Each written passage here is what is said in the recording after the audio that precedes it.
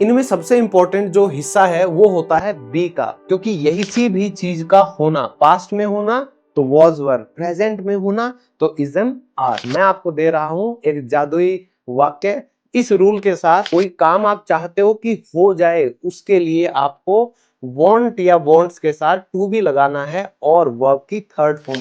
तो आई और वी ये दो जब सब्जेक्ट होंगे तो शैल का प्रयोग होगा। तो ये डिफरेंस मुझे आपको समझाना था। तो जिसको टेंसेस आते हैं वो ये ना सोचे कि मुझे सब कुछ आ गया है, कुछ ऐसा भी है बाबू जो आपको नहीं आया है। अक्सर इंग्लिश बोलते वक्त आप ये गलतियां करते हैं, वो क्या है कि आप बहुत इंपॉर्टेंट टॉपिक्स जो हैं स्पोकन इंग्लिश के उनको भूल जाते हैं, उनको आप सीखते ही नहीं, क्योंकि कोई इनको सिखाता भी नहीं है। मैं सिखाता हूं सबसे इंपॉर्टेंट टॉपिक अंग्रेजी बोलने के लिए, बी, बीन और बीइंग। ये आपको अंग्रेजी बोलने का एक आधार देते हैं, एक प्लेटफॉर्म देते हैं। और अगर आप इंग्लिश बोलते वक्त अटक जाते हो, घबरा जाते हो, आपको लगता है कि अरे मैंने टेंसेस सीखे थे, अरे मैंने तो सारे रूल्स सीखे थे, लेकिन ये कहां से आ गया? दोस्तों, ये टॉपिक हर कोई नहीं सिखाता, ये मैं आपको सिखाऊंगा। और आज की इस क्लास के बाद आप कभी इंग्लिश बोलने में नहीं अटकेंगे, बल्कि आपको ऐसे नए नए तरीके पता चलेंगे जो और किसी स्टूडेंट को नहीं पता होंगे। तो आपकी इंग्लिश बेटर होगी ही होगी। तो शुरू करते हैं आज का ये इंपॉर्टेंट टॉपिक। तो सबसे पहले समझते हैं बीन, बी और बीइंग का मतलब क्या होता है जब आप इसको हिंदी से इंग्लिश में ट्रांसलेट करेंगे। सबसे पहले बीन का मतलब होता है या तो कोई काम हो गया है या कोई काम हो रहा है, दोनों में इस्तेमाल होगा। फिर बी, इसका जो प्रेजेंट फॉर्म है दोस्तों, जैसा मैंने आपको बताया, ये हमारी क्या है? हेल्पिंग वर्ब्स हैं। ये हमें मदद करती हैं, हेल्प करती हैं किसी वाक्य का मतलब पूरा बताने में कि इस काम की अवस्था क्या है, स्टेट क्या है, क्या काम हो रहा है, हो चुका है या हुए जा रहा है। ये सारी बातें प्रेजेंट में आपको इज, एम, आर जो हेल्पिंग वर्ब्स आती हैं वो बी का ही पार्ट है, बी का ही हिस्सा है। इसी तरीके से पास्ट में जब हम बात करते हैं तो जो वॉज और वर हैं वो भी आपके बी फॉर्म के ही हिस्से हैं, जो हमें बताते हैं किसी चीज का होना, बनना या किसी चीज को यथास्थिति रहना। हम यही तो बताते हैं ना, क्या है? Who are you? I am a teacher. तुम क्या थे? I was a teacher. समझ आ गया? उसी तरीके से बीइंग हमें बताता है कोई काम या तो हुए जा रहा है या कोई काम होने के नाते, जैसे आपका टीचर होने के नाते, बीइंग योर टीचर। फिर है साथ में होना, बीइंग विद समवन। तो ये सभी चीजें हम डिस्कस करने वाले हैं डिटेल में एग्जांपल्स के साथ। तो देखिए, इनमें सबसे इंपॉर्टेंट जो हिस्सा है वो होता है बी का, क्योंकि यही आपको पास्ट में बताता है वॉज और वर के बारे में। जैसे आई वॉज अ टीचर, मैं एक अध्यापक था, यही आपको प्रेजेंट में इजम आर देता है, जिसका मतलब है प्रेजेंट में क्या है? आई एम अ टीचर। अगर आप कहते हो यू वर अ थीफ, कि तुम तो चोर थे, और वही चीज आप प्रेजेंट में बोलोगे तो यू आर अ थीफ। तो ये जो हेल्पिंग वर्ब हैं ये हमें सिर्फ ये बताती हैं किसी भी चीज का होना, पास्ट में होना तो वॉज वर, प्रेजेंट में होना तो इजम आर। तो देर किस बात की, अब थोड़ा बहुत हम समझ गए हैं, बाकी हम एग्जाम्पल से समझ लेंगे। तो बी जो है उसका मतलब होना, बनो या रहो, कोई चीज यथास्थिति, स्टेट में रहो। जैसे आप किसी को कहते हो भाई बहादुर बनो, क्या कहोगे? आप कहोगे बी ब्रेव। तो बी का मतलब बनो। इसी तरीके से ईमानदार बनो, तो बनो इसकी इंग्लिश हो जाती है बी, और ईमानदार की इंग्लिश क्या होगी?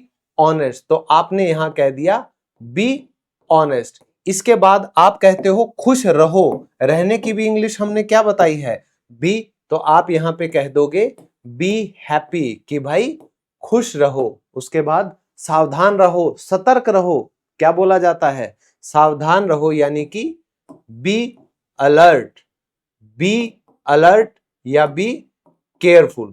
ठीक है। फिर आशावादी रहो, हर कोई इंसान चाहता है कि मेरा भविष्य अच्छा हो, मेरी अच्छी नौकरी लगे, अच्छी जगह मेरी शादी हो, अच्छा मेरा व्यापार हो, अच्छे मेरे बच्चे पढ़ें। तो यानी आशावादी होना, that is called be optimistic. क्या कहते हैं? Being optimistic. ये सच नहीं हो सकता। तो आप किसी चीज के बारे में कहें कि कोई चीज नहीं हो सकती, यानी किसी चीज का होना, वो हमें कौन बताएगा? बी बताएगा।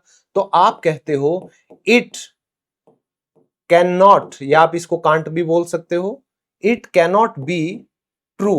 कई बार आप कोई ऐसी चीज सुनते हो, आपको लगता है यार ये सच नहीं हो सकता, तो इंग्लिश क्या होगी उसकी? It can't be true. फिर ये खतरनाक हो सकता है, तो कोई भी ऐसी चीज जिसके बारे में आप कहना चाहो कि भाई ये तो खतरनाक हो सकता है, आप कहिएगा इट कैन बी खतरनाक, यानी कि डेंजरस।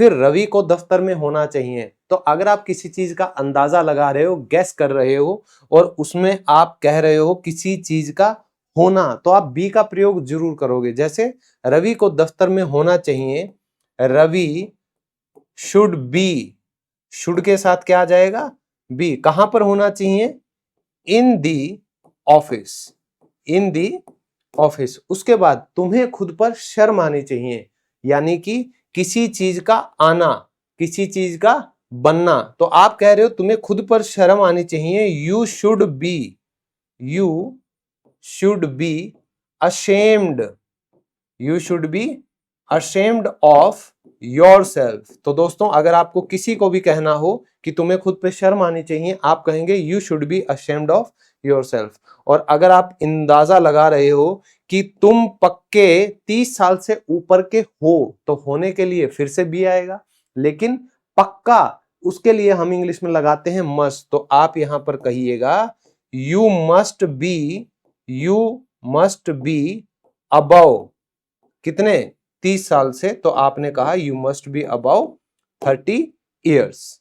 अब बी का इस्तेमाल स्टैटिक वर्ब्स के साथ कैसे किया जाता है, ये जो आप देख रहे हैं दोस्तों, ये हैं आपकी स्टैटिक वर्ब्स, यानी कि ये भी आपको कोई एक्शन के बारे में नहीं बताती, ये एक सिचुएशन की बात करती हैं, और उसी के साथ हमारा बी भी लगता है। तो इनको भी हम देखते हैं। रूल आपका कहेगा सब्जेक्ट के साथ या तो आपके ये तीनों शब्द आते हैं, उसके बाद टू बी आएगा, किसी भी चीज के होने की बात करें, एंड वर्ब की थर्ड फॉर्म प्लस ऑब्जेक्ट। तो बी का यूज ऐसे भी होता है कि ये काम किए जाने की जरूरत है। आप कह रहे हो दिस वर्क, दिस वर्क जरूरत है, यानी कि नीड्स टू बी, और किसी भी काम का होना यानी कि डू डिड डन। फिर है तुम्हें सजा देने की जरूरत है, ठीक है, आप कह रहे हो you need to be, to be आएगा ही आएगा, टू बी के बाद आपको हमेशा वर्ब की थर्ड फॉर्म यूज करनी है, ये बात याद रखिएगा। You need to be punished, you need to be punished. फिर ये पिटने के लायक है, आप कहते हो ना कि मार खाने के लायक है, ये इसी लायक है, तो उसके लिए मैं आपको दे रहा हूं एक जादुई वाक्य।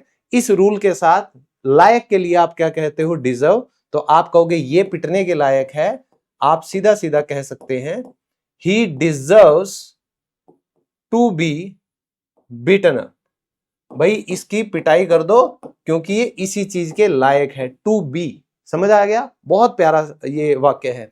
रवि इनाम देने के लायक है, तो किसी ने बुरा काम किया है तो पिटने के लायक है, अच्छा काम किया है तो इनाम का हकदार है, इनाम के लायक है।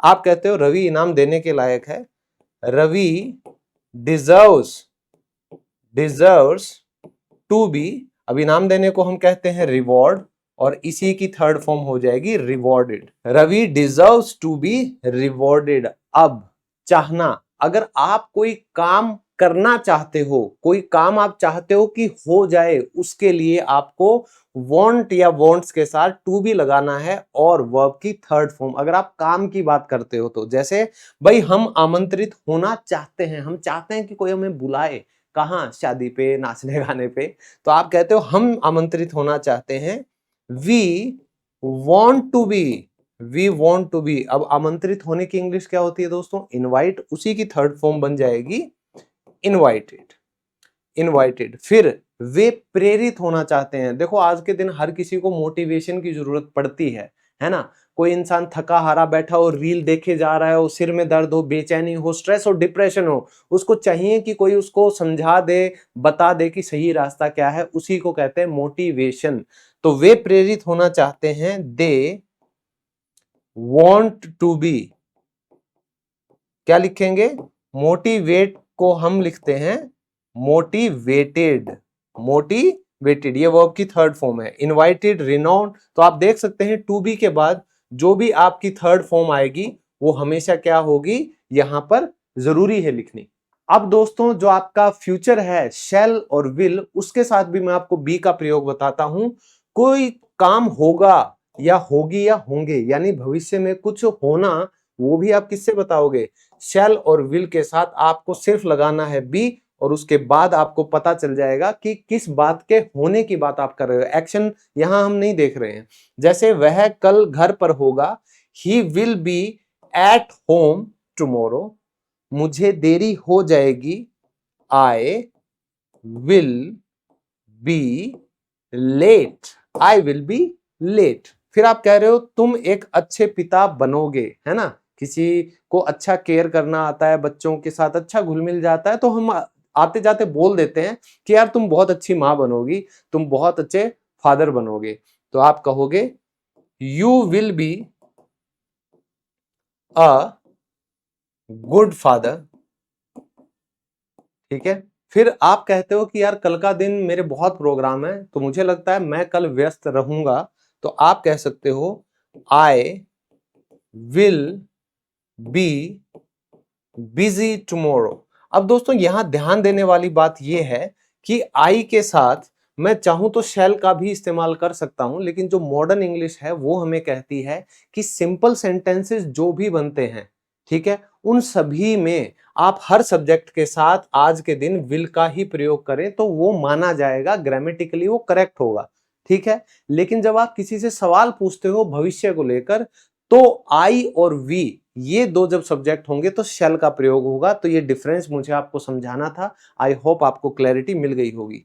ये मेरे लिए आसान नहीं होगा। इट विल नॉट बी, और दोस्तों विल नॉट को आप स्पोकन इंग्लिश में क्या कह सकते हो? वॉन्ट। कैसे बोल सकते हो? इस तरीके से आप कह सकते हो वॉन्ट। ठीक है। It will not be easy for me, तो आप कहिए it won't be easy for me too. ठीक है। कई फैसले ऐसे होते हैं आपको कहना पड़ता है कि यार ये मेरे लिए भी आसान नहीं होगा, तो आप कहिए it won't be easy for me too. फिर हम तैयार रहेंगे, आप कह रहे हो we will be ready, we will be ready. Are you ready for next topic? Been. जो बीन है उसको हम कहते हैं हो गया है या कोई चीज हो रही है। दोस्तों ये पैसिव फॉर्म के सेंटेंस बनेंगे, तो टेंसेस का ये बिल्कुल उल्टा है। तो जिसको टेंसेस आते हैं वो ये ना सोचे कि मुझे सब कुछ आ गया है। कुछ ऐसा भी है बाबू जो आपको नहीं आया है, जो क्या है, काम खत्म हो गया है। जब आपको सिर्फ इतना बताया जाए कि कोई काम पूरा हो गया है, उसके लिए आपको बीन लगाना ही पड़ेगा। तो काम खत्म हो गया है, the work has been finish, तो ये बीन लगेगा यहां पर, और उसके साथ वर्ब की थर्ड फॉर्म आ रही है। देखिए मुझे निमंत्रित किया गया है, आपको सब्जेक्ट का जहां नहीं पता हो वहां आंख बंद करके मान लीजिएगा ये आपका पैसिव सेंटेंस है। टेंसेस के अलावा आपको सोचना पड़ेगा इस तरीके से। मुझे निमंत्रित किया गया है, आप लिखेंगे आई हैव बीन, और इनवाइटेड। बीन के बाद क्या आएगा? वर्ब की थर्ड फॉर्म।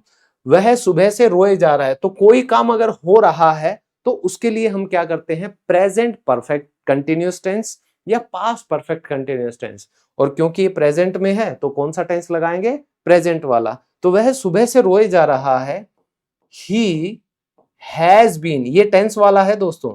ये डिफरेंस आपको पता चल जाए कि टेंस में कैसे बीन का इस्तेमाल होगा, बिना टेंस के कैसे बीन का इस्तेमाल होगा, ये आपको यहां एग्जांपल से पता चल जाएगा। मेरे साथ प्रैक्टिस करो, और पीडीएफ की चिंता मत करो। ये पीडीएफ फ्री में आपको कहां मिलेगा? मेरी एप्लीकेशन इंग्लिश लवर्स को डाउनलोड कीजिए गूगल प्ले स्टोर से। वहां आपको अलग से फोल्डर दिखाई देगा फ्री पीडीएफ्स का, वहां मेरी सारी आपको यूट्यूब क्लासेस की पीडीएफ फ्री में मिलेंगी। Okay, now let's do it. He has been crying, बेटा रोए जा रहा है। कब से रो रहा है? सुबह से। तो आपको पता है किसी काम की शुरुआत अगर आपको पता हो तो आप लगाते हैं सिंस। अगर आपको टोटल टाइम दिया गया हो कितने देर तक वो काम चला तो आप क्या लगाएंगे? 4। नेक्स्ट, बच्चे 2 घंटे से खेल रहे हैं। द चिल्ड्रन क्या कर रहे हैं बच्चे? The children have been playing. अब दोस्तों यहां आपको टोटल टाइम दिया गया है 2 घंटे से, तो टोटल टाइम के लिए अभी अभी मैंने क्या बताया? आप लगा दीजिए आसानी से 4। तो यहां ये डिफरेंस आपको 4 और सिंस में क्लियर हो जाएगा। हमेशा कोई भी काम जो शुरू हुआ था बीते हुए समय में लेकिन वो अभी तक चल रहा है, हमेशा याद रखो प्रेजेंट परफेक्ट कंटिन्यूअस टेंस का ये रूल लगेगा। अगर टेंसेस में आप थोड़े से भी कच्चे हो तो मेरा टेंसेस पे वीडियो आप देख सकते हैं। आप यूट्यूब पे टाइप कीजिए टेंसेस बाय इंग्लिश लवर्स, बिल्कुल प्यार से समझाए गए हैं सारे के सारे टेंस के फॉर्म्स। मैं वहां 2 बार गया हूं। आप कहीं अगर गए हुए हो, हुआ है, कोई एक्सपीरियंस आपने लिया है, उसके लिए हमेशा आप क्या कहोगे? आई हैव बीन देयर 2 बार यानी कि ट्वाइस। तो जब भी आपसे कोई पूछे भाई दिल्ली गया है कभी, भाई अमेरिका गया है कभी, ऑस्ट्रेलिया गया है कभी, तो उसका जवाब हमेशा, अगर आप मॉडर्न इंग्लिश के हिसाब से अच्छी इंग्लिश बोलकर देना चाहते हो तो आज के बाद आप कहोगे yes I have been there. अगर आप सिर्फ इतना बताना चाहते हो हाँ मैं वहां गया हूं, तो आप कहो yes I have been there. नहीं तो आप कितनी बार वहां गए हो ये बताने के लिए आपके पास वाक्य ये रहा। नेक्स्ट है पार्सल भेज दिया गया है। तो मैंने आपको बताया था अगर आपको ये ना पता हो काम किया किसने है बट काम हो गया है तो ये आपका पैसिव फॉर्म है। तो पार्सल भेज दिया गया है, आप कहिए द पार्सल हैज बीन, क्योंकि सिंगुलर है तो हैज बीन आएगा। अगर एक से ज्यादा होते तो क्या लगाते? The parcels have been sent, simple. अब लास्ट है खाना तैयार कर दिया गया है। अब किसने किया है ये नहीं पता तो ये भी हमारा पैसिव फॉर्म है। आप कहिएगा the food has been prepared. तो दोस्तों अगर कोई कहे कि खाना पका दिया गया है तो आप कहिएगा कुक्ड। अगर कोई कहे कि खाना तैयार कर दिया गया है तो आप कहिए प्रिपेयर्ड। और अगर कोई कहे कि खाना लगा दिया गया है आप कहिएगा the food has been served. अब लास्ट में आता है बीइंग, और जैसा कि आप इसके अंदर आईएनजी देख ही रहे हैं, इसी से पता चलता है कि कोई काम हुए जा रहा है। ठीक है, ये सबसे पहला यूज है। दूसरा इसका यूज है कुछ होने के नाते। तीसरा है किसी के साथ में होना। तो 3 इसके इस्तेमाल हैं। कैसे होंगे ध्यान से देखिएगा।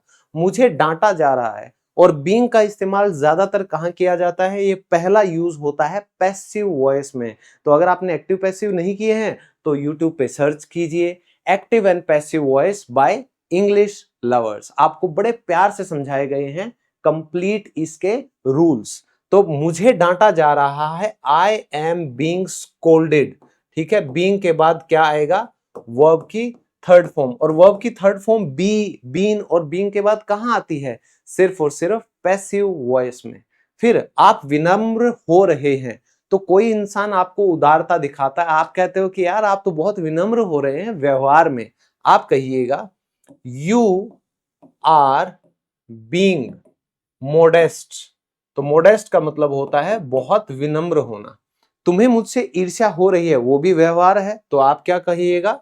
You are being jealous, you are being jealous. और दोस्तों अगर कोई कहे कि तुम्हें मुझसे ईर्ष्या हो रही है, उसकी सही अंग्रेजी होती है you are being jealous of me, jealous of me. दोस्तों इसको ऑफ मत बोलिएगा, ये होता है औ। ठीक है, ऑफ तो ये होता है, ठीक है, ऑफ ये होता है, इसको हम प्रोनाउंस करते हैं औ। So you are jealous of me. ठीक है, सुनने में लगेगा ऑफ ही बोला है, यही तो हम गलती कर जाते हैं। उसको पीटा जा रहा है। अब भाई पीट कौन रहा है हमें नहीं पता, तो ये भी पैसिव वॉइस ही है। उसको पीटा जा रहा है, he is being beaten up, he is being beaten up. एक दोस्त होने के नाते, तो अब आप दूसरा इस्तेमाल कह रहे हो कि भाई दोस्त होने के नाते, इंसान होने के नाते, सलमान खान का जो ब्रांड है वो यही है ना, बीइंग ह्यूमन, जिसका वो प्रमोशन करते रहते हैं, यानी इंसान होने के नाते। तो एक दोस्त होने के नाते आप सिंपल कह सकते हैं बीइंग अ फ्रेंड। आप कहते एक डॉक्टर होने के नाते, सिंपल सा बनेगा बीइंग अ डॉक्टर। और कोई अगर आपको ये कहे कि भाई तुम्हारा दोस्त होने के नाते, तो आप एक ही जगह लिख सकते हो बीइंग योर फ्रेंड। तुम्हारा फैमिली डॉक्टर होने के नाते being your family doctor. Clear? फिर उनके साथ रहना बंद करो, तो तीसरा इस्तेमाल है किसी के साथ में होना, यानी बीइंग विद समवन। तो उनके साथ रहना बंद करो, स्टॉप बीइंग विद किसके साथ? उनके साथ, यानी कि देम। ठीक है, नेक्स्ट, रवि के साथ होना अच्छा लगता है, तो आप कहोगे इट फील्स गुड। क्यों अच्छा लगता है? बीइंग विद रवि, कि रवि के साथ होना। अब है एक बहुत बड़ी अनाउंसमेंट दोस्तों, आप लोगों के लिए मैं खुशखबरी लेकर आया हूं। 1 अक्टूबर से मेरा नया लाइव क्लासेस का बैच स्टार्ट हो रहा है, मंडे टू फ्राइडे शाम को 7 बजे। तो 1 अक्टूबर को पहली क्लास होगी जिसमें आपको 2 महीने के इस कोर्स की 1 साल की वैधता मिली है, यानी वैलिडिटी मिली है। 40 लाइव क्लासेस इसमें आपको प्रोवाइड होंगी, वो भी क्लास नोट्स के साथ। इसमें आपको स्टडी नोट्स मिलेंगे, 10 से ज्यादा पीडीएफ मिलेंगी जिसमें आपका कंप्लीट बेसिक जो है वोकैबुलरी उसका ध्यान रखा गया है, चाहे वो डेली यूज के वर्ब्स हो, वर्ड्स हो, सेंटेंसेस हो, वन वर्ड सब्स्टिट्यूशन हो, synonym, antonym, complete study material. Complete मतलब कंप्लीट, बाहर से कुछ लेने की जरूरत नहीं पड़ेगी। फिर उसके बाद बोनस के रूप में मैं आपको 1000 रुपए की मेरी 4 किताबें दे रहा हूं पीडीएफ फॉर्म में, ई बुक्स के रूप में, एप्लीकेशन में ही, ताकि आपको कहीं से कुछ भी लेने की जरूरत कभी ना पड़े और आपकी एक्स्ट्रा प्रैक्टिस के लिए आपके पास हमेशा कंटेंट अवेलेबल रहे। तो दोस्तों ये सब आपको मिल रहा है सिर्फ 1299 रुपए में। जल्दी से आप अपनी सीट बुक कर लीजिए मेरी एप्लीकेशन इंग्लिश लवर्स को डाउनलोड करके, ताकि 1 अक्टूबर को मंडे टू फ्राइडे शाम को 7 बजे के बैच में आपकी जगह पक्की हो जाए। ज्यादा अगर सीटें हो जाती हैं तो हमें कोर्स बंद भी करना पड़ता है, तो इसका मौका मत आने दीजिए, क्योंकि ये आपके पास मौका है कंप्लीट स्पोकन इंग्लिश कोर्स करने का, जिसमें आपको बिल्कुल बेसिक से बिल्कुल जीरो लेवल से इंग्लिश सिखाई जाती है। लाइव क्लासेस में आप मुझसे अपने डाउट पूछ सकते हैं, क्वेरी पूछ सकते हैं, सवाल पूछ सकते हैं, और आपको हर क्लास की पीडीएफ क्लास नोट्स भी यहां दिए जाएंगे। तो बैच का नाम है अक्टूबर बैच। मेरी एप्लीकेशन इंग्लिश लवर्स को डाउनलोड करें, वहां लाइव क्लासेस नाम से जो फोल्डर है वहां आपको सबसे ऊपर ये बैच मिल जाएगा, उस पर क्लिक करें और इस बैच में अपनी जगह फिक्स करें। और अगर आपके हिसाब से ये लाइव क्लासेस का सही टाइम नहीं है तो कोई बात नहीं, इससे भी ज्यादा बेनिफिट्स मैं आपको दे रहा हूं मेरे zero level to hero level के रिकॉर्डेड कोर्स में। और दोस्तों ये ऐसा वैसा रिकॉर्डेड नहीं है, इसमें आपको 70 क्लासेस मिल रही हैं, जो पूरे इंडिया में सबसे ज्यादा आपको क्लासेस कंटेंट जो है वो मेरे इसी कोर्स में मिलेगा। और दोस्तों ये 1 साल की वैलिडिटी का कोर्स है और इसकी प्राइस सिर्फ 999 रुपए है, जिसमें आपको जितनी भी अभी मैंने लाइव क्लासेस में फैसिलिटी बताई वो सारी किताबें मिलेंगी, सारी पीडीएफ मिलेंगी, और 70 रिकॉर्डेड में आपका इंग्लिश का कोई भी टॉपिक नहीं बचेगा जो आपको कहीं और से करना पड़े। तो कंप्लीट स्पोकन इंग्लिश कोर्स के लिए A to Z सभी चीजों के लिए इससे बेस्ट कोर्स कोई नहीं है, zero level to hero level. तो उम्मीद करता हूं आज की क्लास आपको बहुत हेल्प करेगी। आपको डेली यूज में बी, बीन और बिंग का कैसे कैसे इस्तेमाल करना है उसके लिए आप प्रैक्टिस करते रहिए। पीडीएफ आपको मेरी एप्लीकेशन इंग्लिश लवर्स पर फ्री पीडीएफ्स के फोल्डर में मिल जाएगी। मिलता हूं अगली क्लास में, तब तक के लिए अलविदा, टेक केयर, बाय बाय, जय हिंद।